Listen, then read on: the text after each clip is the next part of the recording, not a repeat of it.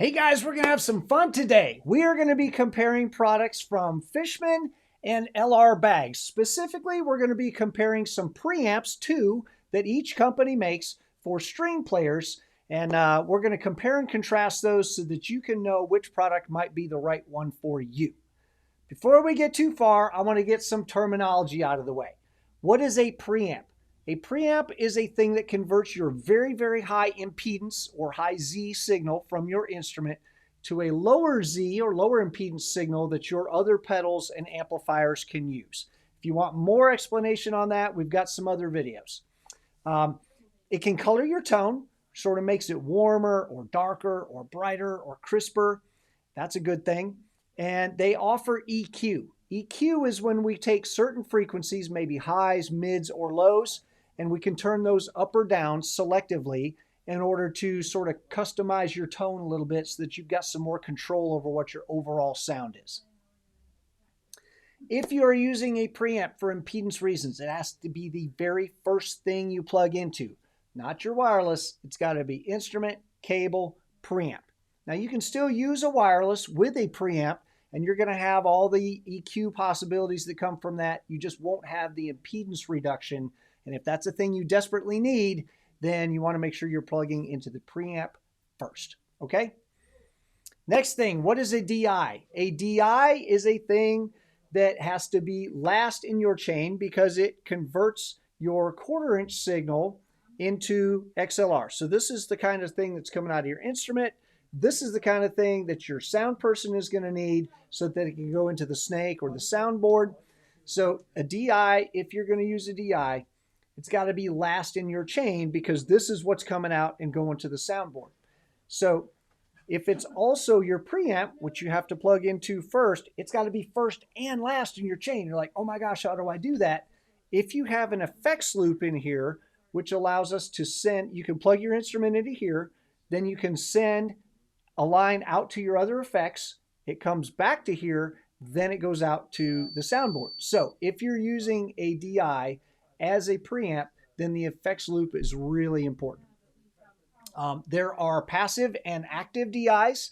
The active DIs have a battery or they require power. And then they generally will say like you want a passive DI with an active instrument or an active DI with a passive instrument. That is kind of generally true, but not necessarily. You can use an active DI with an active instrument. It's not a problem. Okay, the next thing we want to talk about is what is sweepable EQ. This has some sweepable EQs on it. And what an EQ does is one knob controls level. So we're going to be adding some of that frequency or reducing some of that frequency. And then the sweepable part controls which frequency are we turning up or down. Okay, so this one right here is like 800 hertz, and then I'm going to turn that 800 hertz down. Or I can go up to a 1.6 kilohertz, and I can turn that 1.6 kilohertz up. Does that make sense? One controls frequency, the other one controls volume. That's called a sweepable EQ. The next thing is a notch filter. This also has a notch filter in it. What a notch filter is a specific type of sweepable EQ with a very, very tight range. Most of these other EQs will be broad in how many frequencies they cut so that you don't get this real kind of surgical sound. You want it to sound pretty organic. A notch filter has a very tight range, and it's a very selective band of EQ that it's pulling up or down, and that is generally for fighting feedback. If you've got a certain frequency that's giving you a lot of trouble, you can find that frequency and then you can turn it down. That's what a notch filter would be used for. All right. We got another thing we're going to talk about, input versus output gain. So you'll notice on here that it's got a volume and it's got a gain. Gain is what we use on the input side in order to compensate for instruments that have different volumes. Say you've got a guitar that generates a very strong signal and you got a mandolin that generates a very weak signal. With the guitar, you would turn that gain down, and with the mandolin, you would turn it up. So think about it as like a gate. How much? Not an audio gate. Different word. Let's think about how we're going to control how strong that input is that's coming in. If we've got a weak instrument, we need to turn that input gain up. If you've got a strong instrument, we need to turn it down. That's better. Volume is what controls how strong the signal is that's coming out and going to the next thing. So think about input gain is controlling how strong the signal is from the instrument, and then output gain is controlling how much signal we're sending to the next thing in the chain. All right, I've just been showing you the Acoustic DI by LR Baggs. This is a super, super popular product, and we sell a lot of these. I personally own one. I really like it. The next product that we're going to talk about from LR Baggs is a Venue DI. I also own one of these, and I really like it. The next one is from Fishman. This is the AFX Pro EQ Mini. It is a new product. I do not own one of these yet, but I really, really dig this product as well. And then the ToneDEQ from Fishman, which does a bunch of stuff that I don't personally need, but it's a super cool pedal. And I think some of you may be like, oh my goodness, that's the thing that I've been waiting for. So, all right, let's go through what each of the pluses and minuses of these different pedals are. With the Acoustic DI, it can be powered by either a 9-volt battery or phantom power. And that's a thing that your sound engineer can send from the board through the cable that you plug into. It's got a 5-band EQ, so there's 5 different bands of equalization. 2 of those are sweepable. And it's got an effects loop. A couple of the minuses for this, you cannot use a power supply for it. You either have to use phantom power or a 9-volt battery. Sometimes that can be problematic. For most people, it's not that big a deal, but occasionally you're going to bump into a situation where, gosh, that's kind of a pain. I wish it had a power supply. It does not have a ground lift on it, and that to me is a huge oversight from them. It's a very common thing to want on a DI is a ground lift. And the time that we would use that, if you've got a 60 hertz in the US, if you've got a 60 hertz hum in Europe, if it's a 50 hertz hum, if you've got this bzzz kind of thing going in your signal, sometimes you can lift the ground on that signal and it's going to make that buzz go away. So it is really nice to have a ground lift on a DI. This one doesn't have one. So to me, that's a minus. And then the other thing, the effects loop on this uses an insert cable. And an insert cable is stereo on one end and mono on the other. So it's a little strange to have that, and it can be kind of problematic if you've got a big pedal board that you're plugging this thing into. Not a huge deal. It certainly didn't stop me from buying the thing, but it's a bit of a minus, and just wanted you to be aware of that. All right, the Venue DI. This is the Venue DI. This is can be powered by a battery, or it's got a power supply port where you can plug in. It has a 6-band EQ. 2 of these are sweepable. It has a regular effects loop with a send and return, so 2 different jacks there. That's great. I like that. Another plus on this is it's got a tuner with a mute. So if this is going to be kind of the heart of your pedal board, the fact that you've got a tuner in there is great. You click that. It's going to mute your signal to the board so that you can tune in peace. And you can click that back on, and now you're going back to front of house. It's got an adjustable boost on it. So if you're getting ready to take a solo, you can click that. On the back, you can control from 0 to 9 dB how much that boost affects your signal. So that if you look back there and the sound engineer's half asleep, or if they're dealing with something else, or whatever, and it's time for you to take a solo, you don't have to worry about them. Bam, you kick that, you boost your signal. When you're done with your solo, you kick it off. Everybody's happy. What are some minuses for this? It's pretty big. It's going to take up a lot of space on your pedal board. It doesn't have any onboard effects, so it's just a preamp, and it's going to take up a little bit of space. The other thing is that the in and the outs are on the sides. Like here's your input jack and your output jack. They're on the sides, which means that cable's going to be coming in here and taking up more space, making this thing it's going to take up a lot of space on your pedal board. I know that's being picky, but I had to pick some minuses, and there's where they are. This is the new AFX Pro EQ Mini from Fishman. It's so cute. Isn't it cute? You can fit it in your mouth. I'm not going to do that.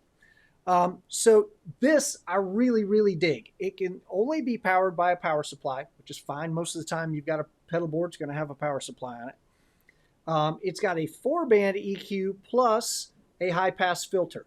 If you are a string player and you've got that bow thump, when you're changing directions with your bow, you get that kind of sound and you want to get rid of that, the high pass filter is what's going to do that for you. Really dig that. This has a buffered bypass, which I love a lot. A lot of people aren't going to shut their preamp off, but if for some reason, maybe you want to use this essentially as a boost pedal. So you can set your levels a little bit higher with this, and you can click it on, and it's going to maybe work as a boost pedal. But say I still want it to work as a preamp. If I put the buffered bypass on, then it continues to work as a preamp even when it's not on. So if I want the true bypass, then it's not going to work as a preamp, and it's going to act like I don't have a preamp at all. So very, very cool little pedal. The minuses on this are that these are fixed band EQs. They're not sweepable. You got to deal with the frequencies that they are. And you cannot use a battery to power this. If you're trying to do a completely battery powered pedal board, you can't do that. To me, not a very big deal. The next product from Fishman is the ToneDEQ. This is really cool. You can use a power supply with this or a battery. Believe it or not, you can power it with a battery. It has a 3-band EQ, highs, mids, and lows, and a 3-position high-pass filter at 40 hertz, 80 hertz, and 160 hertz. Both up is usually around 60 or 70 hertz, so that 80 or the 160 is actually going to get a lot of your both up out of there. If you want to use this as your entire pedal board and you're mostly doing acoustic kind of stuff, you can, because it has a bunch of onboard effects. It's got 2 effects channels, one that's got reverb and delay, and the other one that's got chorus, tremolo, and flanger. You turn those on and off right here. It's got a compressor that you can use to smooth out some of the, if you've got some rough bow hand stuff going on, you can use it to smooth that out a little bit. And it has an adjustable boost. So you can pick on the side here, you can decide how much your boost is going to be from 3 dB to 9 dB, and you can kick that boost. Really dig this thing a lot. The downside, there is no effects loop on here. It can kind of do just about everything you need to do for a simple acoustic gig anyway, so you don't really need one. It also does not have a ground lift, which to me, if you've got a DI, it is really helpful to have a ground lift. And it does not have a notch filter if you're needing to do some kind of feedback fighting stuff, okay? So anyway, there's the pluses and minuses on all 4 of these products. So hopefully that gives you an idea of which one might be right for you. We're going to do a little more instruction here, and we're going to talk about how to set the input gain on these, and I'm going to have my friend Eli help me. So in order to set the input gain on these things, they don't always have a meter, so we're going to have to use our ears. So I'm going to have my friend Eli here play some 4ths and 5ths for you, maybe some 3rds. Ooh! And we'll be able to hear when it starts getting a little grindy for us.